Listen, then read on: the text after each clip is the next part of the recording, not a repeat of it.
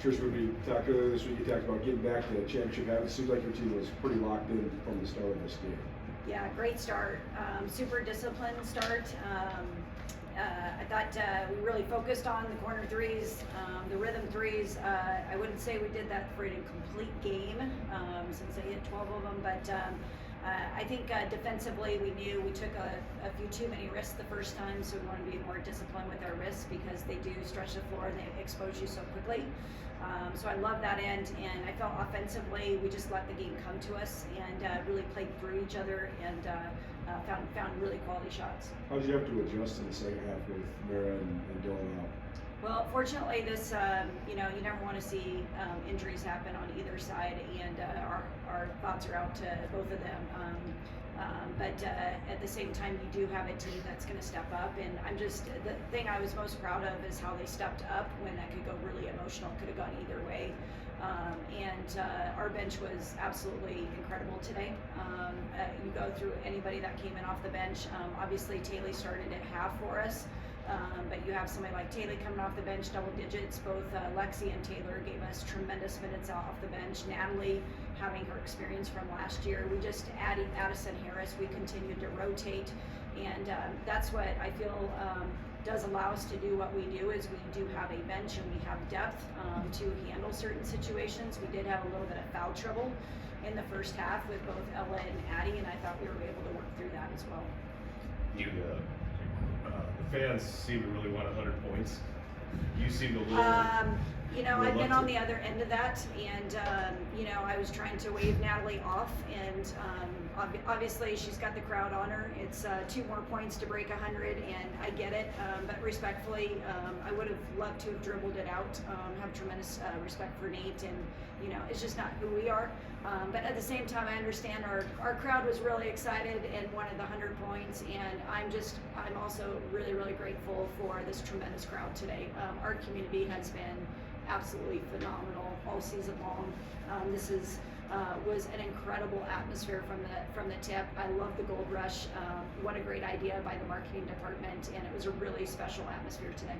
You be able to talk about this game specifically, not the streak, everything that's going on, but you break the consecutive win streak, 18 wins in a row. Can you speak about this team's run and everything they've been through this season? Yeah, I think this team has been really wise beyond their years, especially when you got underclassmen like this too. You can get ahead of yourself and you can get caught up on the hype around certain things, and I feel like they've just done a tremendous job of staying in the present. Our leadership on the team, when you have enough experience to kind of mentor even some of the new kids into the program. We just had a really productive week. It was a great week for us. It was the first full week we had just to get back to focusing on ourselves with we took Wednesday off midweek and really focused on habits, but those numbers, I don't talk about the win streaks with them. We just really have taken to heart what our men's football team did in the fall, and what it looks like for us to go 1-0 and move the needle on us getting better. It's not 100 points, but 98 is still the most that MSU has ever scored against the Grizz. How much do you want this to serve as maybe a reminder to your own team and maybe to other teams about how capable that side of the ball is as you?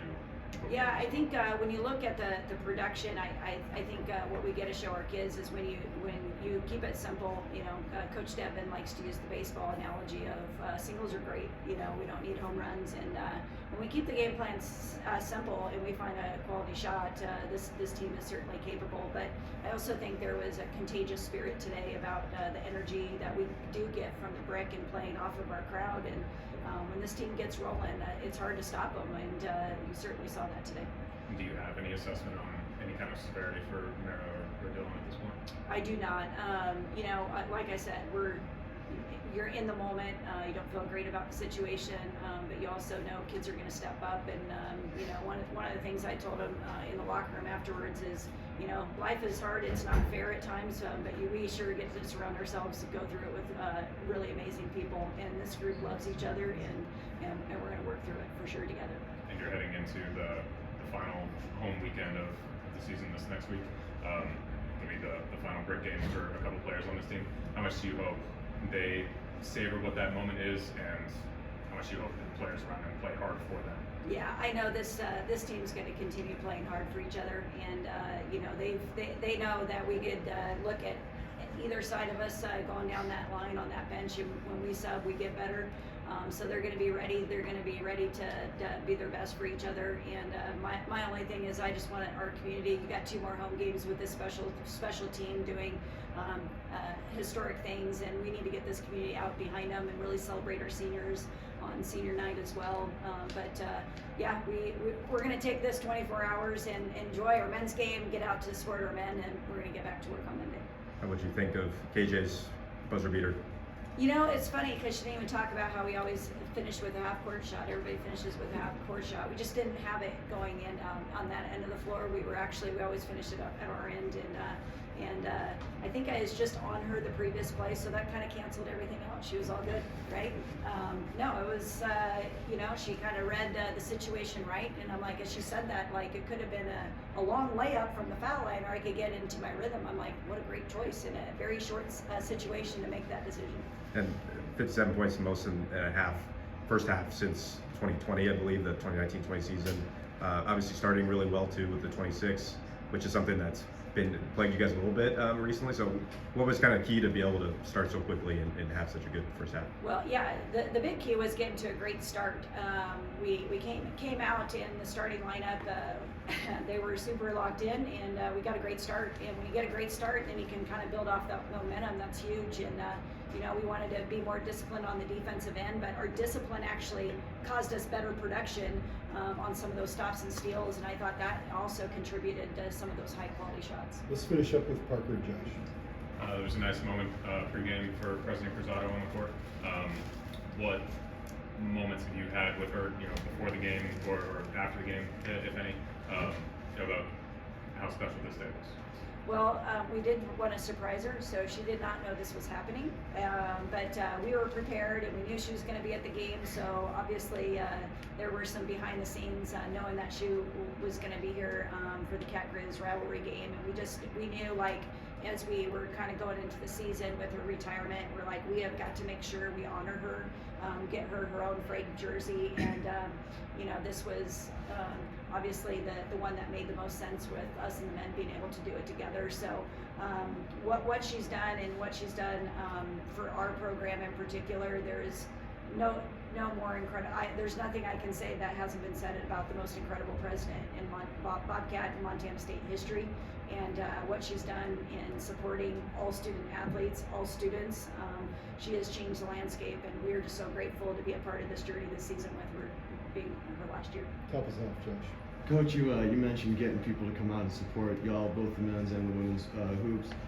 As a student, you know, it makes me sick to hear some of my friends or people in my classes kind of going, oh, it's just basketball, or, you know, oh, I don't really want to go to that game. What's your message to those students that don't really want to come out and support you? Because I have a great time watching you guys. Well, I have one message: just come watch.